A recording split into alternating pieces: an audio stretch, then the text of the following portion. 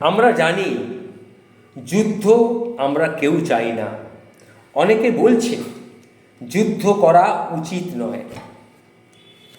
আমি তাদেরকে বলছি, আমিও একজন বয়োজ্যেষ্ঠ মানুষ, আমি জানি যুদ্ধ করা উচিত নয়। কিন্তু যারা বলছেন যুদ্ধ করা উচিত নয়, তাদের উদ্দেশ্যে বলছি, যুদ্ধ হলে কি হবে না, যুদ্ধ করা কেন উচিত নয় তারা বলছে, কারণ তারা জানে যুদ্ধ হলে সাধারণ মানুষ মরবে, সাধারণ মানুষের ক্ষতি হবে।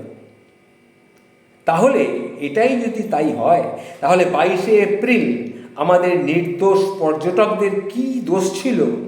তারা কি যুদ্ধ করতে গিয়েছিল? ধর্ম জিজ্ঞেস করে কেন তাদেরকে হত্যা করা হলো?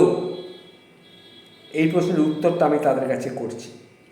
যুদ্ধ না করেও যখন আমাদের সাধারণ মানুষকে মরতে হচ্ছে, তখন তার চেয়ে কি ভালো নয় যুদ্ধ করে দেশের জন্যে শহীদ হওয়া? এই ব্যাপারে ভগবান শ্রীকৃষ্ণ কি বলেছেন, আমি গীতা উল্লেখ করে সেই কথাগুলি আমি একটু আপনাদের সামনে তুলে ধরছি।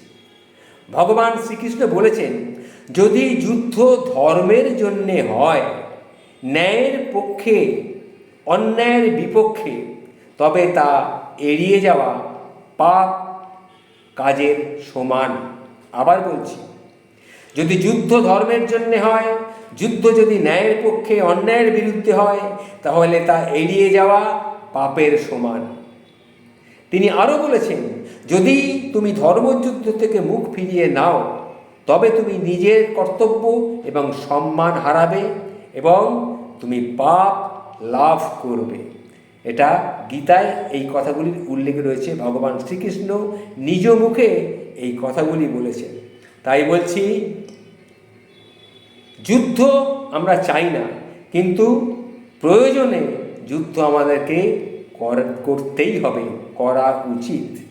হরে কৃষ্ণ হরে কৃষ্ণ হরে কৃষ্ণ।